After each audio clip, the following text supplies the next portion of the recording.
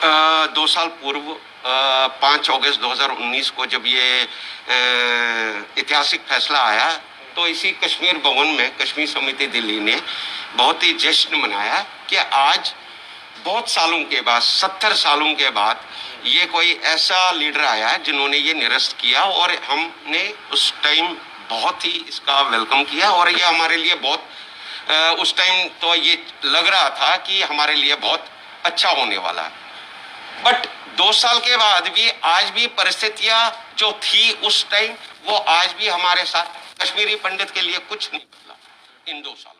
कोई कुछ हमारी जो उम्मीदें थी वो गवर्नमेंट ने भी कुछ पूरा नहीं किया। 32 साल हो गए कि कश्मीर पंडितों की हम रिहेबिलिटेट करें लेकिन उनके पास कोई रोड मैप है नहीं, कैसे करेंगे क्या करेंगे।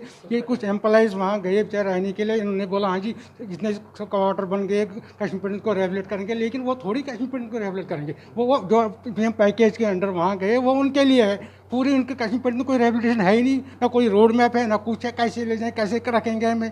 ऐसा ही नहीं गवर्नमेंट रोज़ यही बोलती, लेकिन हुआ कुछ नहीं हमारे लिए। अभी 32 साल में भी कुछ नहीं हुआ।